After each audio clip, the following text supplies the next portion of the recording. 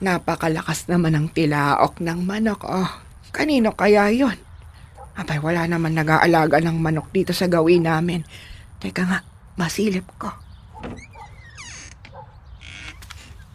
Ayon! Kaya naman pala napakalakas ng tilaok eh. Nandito pala yung tandang na yan. Good morning, Miss Universe ng buhay ko. Good morning! Good morning baka mo. Paano magiging good morning eh? Kaaga-aga binubulahaw ako niyang manok mo. Hinihimas mo pa. Ito ba? Nako, hindi sa akin ito. Iniwan lang sandali ni paring Ben dahil dinalaw yung anak sa Maynila. Naistorbo ka ba? Hayaan mo't mamaya wala na dito ito. Iiwan ko dun kay paring Larry, yung isa pang kaibigan namin. Para naman hindi maistorbo ang pagtulog ng Miss Universe ng buhay ko. Alam mo naman, Luming, na ayaw kung naiistorbo ka. Mabuti naman kung ganon. Kaaga-aga eh, ang ingay-ingay.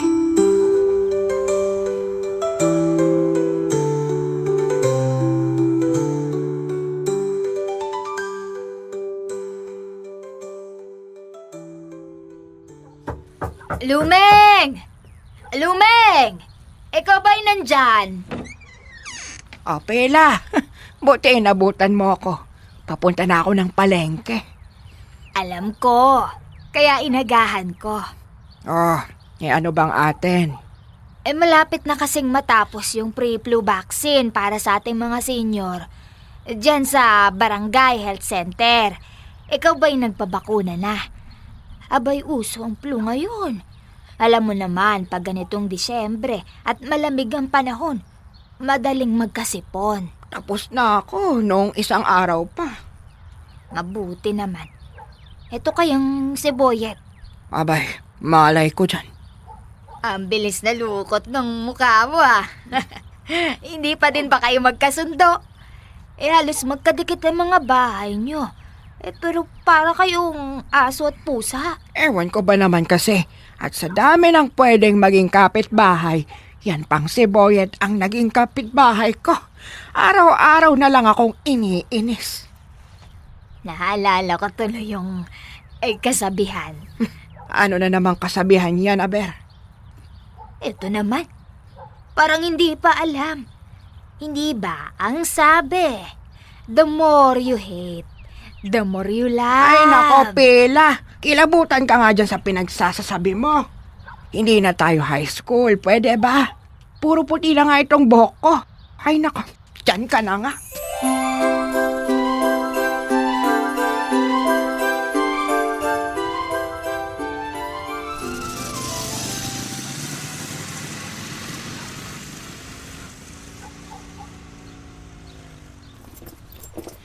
Nasaan naman na kaya yung susi ko? Kung kailan kailangan, saka naman hindi ko makita. Ang dami mo kasing dala. Akin na muna yung mga pinamili mo at nang makita mo ang hinahanap mo. Oh, Boyet, para ka namang kabote. Bigla-bigla ka na lang sumusulpot. Kaya naman pala hindi mo mahanap yung susi mo. Napakaliit. Siya, tutulungan na kitang ipasok itong mga pinamili mo. Ang dami mo namang pinamili. Mag-isa ka lang namang namumuhay. Magluluto kasi ako ng bebengka bukas. Yun ang dadalhin ko sa Christmas party ng mga seniors sa gabi. Aba, tamang-tama. A-attend ako ng Christmas party natin. Hahanapin ko yung bibingka mo at makatikim naman ako.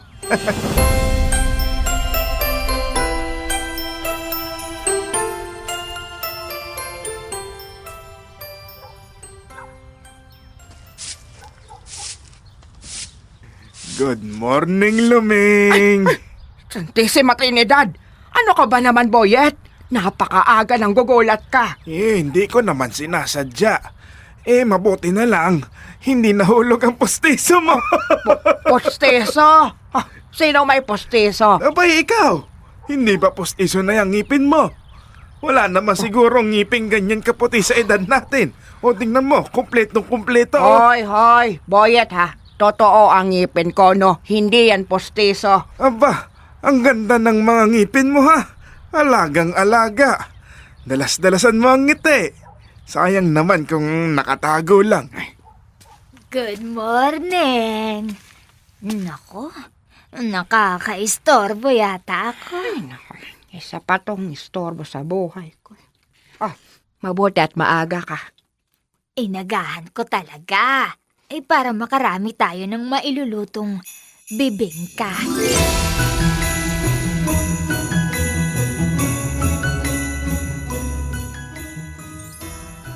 Wag mo munang ilagay yung dahon na saging sa molde.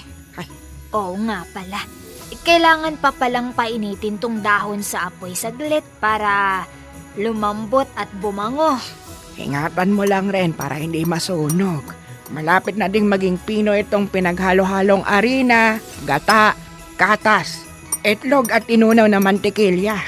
Siguradong masarap yan kapag naluto. Lalo na kapag nilagay na natin itong bagong kodkod na niyog at kesa sa ibabaw.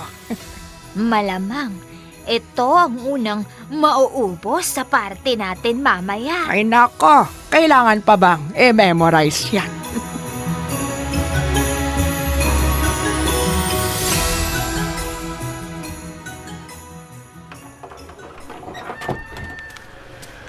Lumeng!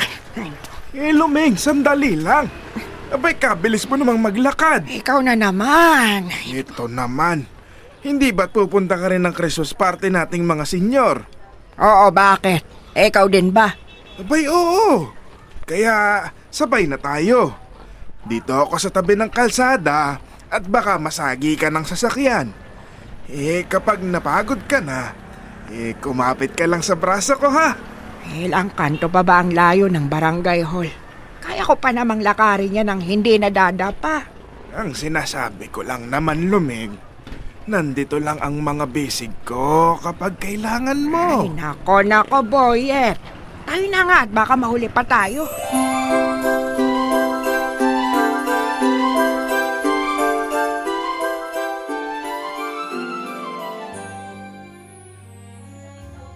Wala nang bibingka. Kanina pa. Sabi ko naman sa'yo, iyon ang unang mauubos. Masarap daw ba? Ay, oo naman. Ikita mo nga't ubos na. Amoy pa lang daw kasi. Masarap na. Malambot daw at malinamnam. Balansing-balanse yung tamis ng gatas at alat ng keso sa ibabaw. Lalo na siguro kung mainit pa. Teka muna. Uy, Lumeng ha. Ang sweet nyo ni Boy sabay pa kayong dumating kanina. Pwede ba, Pela? Nairita na nga ako dyan sa kapitbahay kong yan eh. Abay, tuwin na lang akong lalabas. Pagmumukha niya ang nakikita ko. Pagpasensyahan mo na. Ilang linggo na lang yan. Ilang linggo na lang? Aalis si Boyet. Hindi mo ba alam? Binenta na ni Boyet yung bahay niya. Kinukuha na siya nung nag-iisang anak doon sa Maynila. Doon na daw titira. Ay, ganon ba? Oh, bakit parang biglang nalungkot ka? Hindi naman. Mabuti pa eh. Ituloy na lang natin tong pagkain ng sopas habang mainit pa. The brightest lights I've ever seen. Stockings wait for gifts they don't yet know. Still my heart. Sigurado ka bang kaya mong maglakad mag-isa? Oo. Huwag ka mag-alala. Ako na. O sige, mag-iingat ka. Mag-text ka kapag nasa loob ka na ng bahay. Huwag ka nang mag-alala, Pila. Sabay na kaming uuwi ni Lumeng. Sisiguraduhin ko namang nakapasok na siya ng bahay bago ako umalis.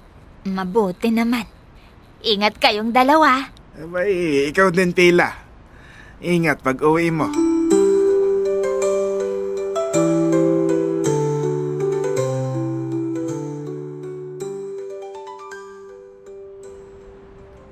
Oh, ipulupot natin sa leeg mo itong balabal at nang hindi ka masyadong malamigan. Sa'yo yan. Ikaw na ang gumamit. Ayos lang ako.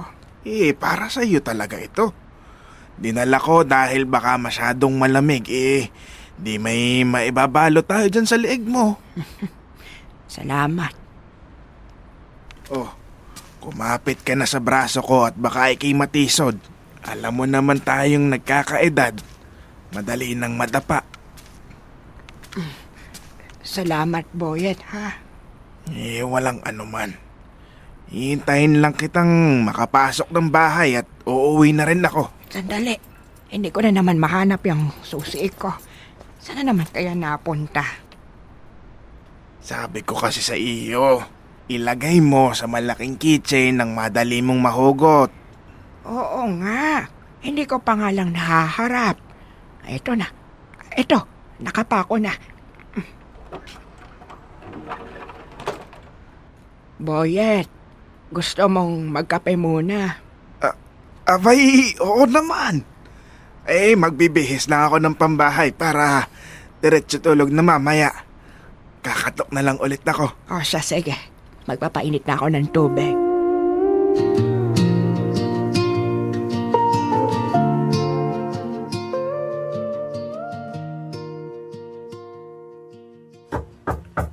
Pasok. Lumeng, nagdala ako ng biskwit. Imported. Masarap daw sa kape. Mukhang masarap ah. O sandali, kukunin ko yung kape mo. Teka lang ha.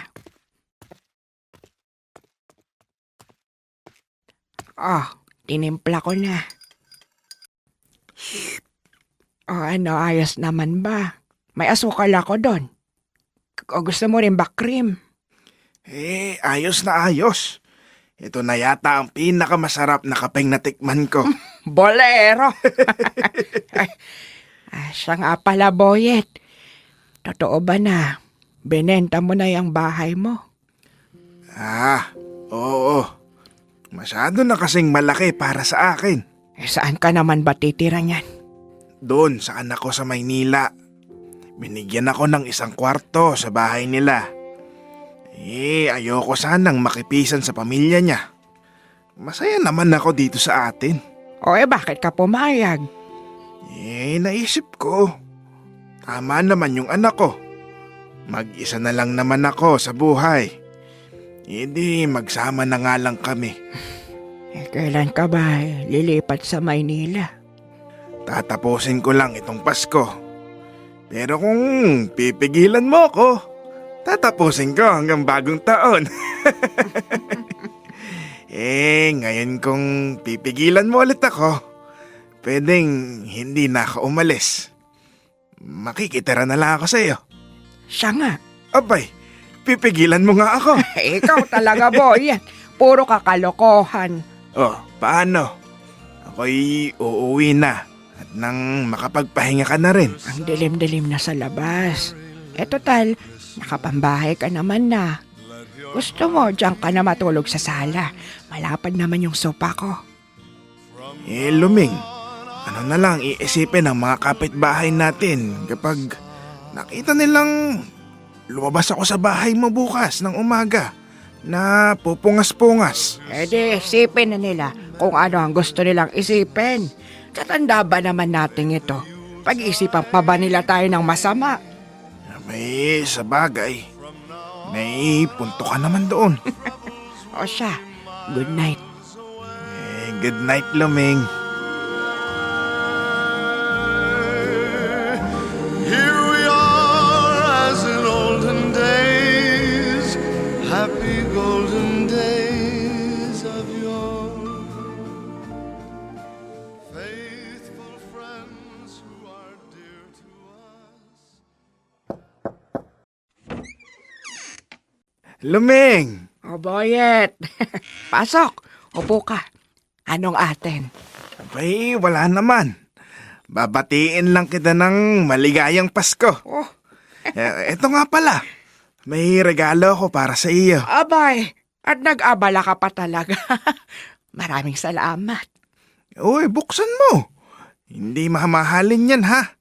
Pero, galing sa puso ko. Talaga ba? O sige na nga. Buksan ko lang ha. Keychain? Kailangan ko nga ito. Abay, ano ba itong palamuting ito? Angkla yan. Angkor sa Ingles. Sa dagat, yan ang nagbibigay ng balanse sa gitna ng bagyo. Parang ikaw, Lumeng. Kahit ang gulo ng paligid, ikaw yung nagpapakalma sa akin. Ikaw talaga, Boyet.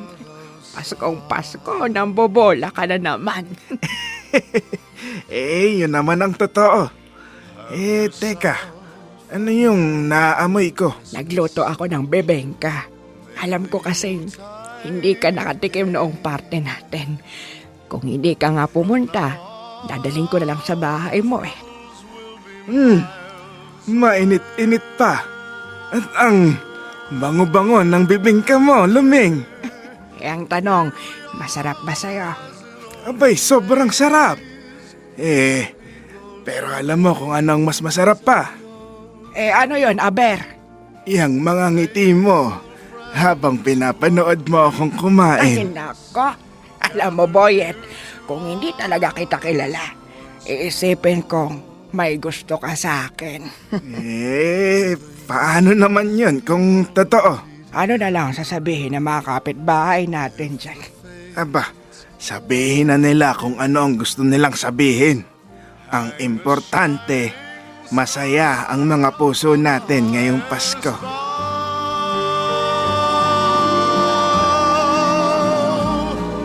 And have yourself a merry Dear Love, sino ang mag-aakala na sa dapit hapon ng aking buhay, makakatagpo pa ako ng isang pag-ibig. Tulad ng masarap na bibingka, ang pag-iibigan namin ni Boyet ay hindi minadali. Dahan-dahan itong nahubog, parang bibingkang niluluto sa katamtamang init. Hinahayaang lumambot, humulas ang tamis, at sumarap sa tamang tiyaga at panahon. At tulad ng bibingkang pinapalamanan ng mantikilya at keso, lalo pang pinasarap ng aming pag-iibigan, ng pag-aalaga, pag-unawa, at malasakit. Matagal na kaming magkapitbahay ni Boyet, ngunit sa tamang oras lamang umusbong ang aming damdamin. Gaya ng bibingka tuwing Pasko, ang tunay na pag-ibig ay isang biyayang dumarating sa takdang panahon. At kapag naroon na, nararapat lamang itong pahalagahan at pag-ingatan.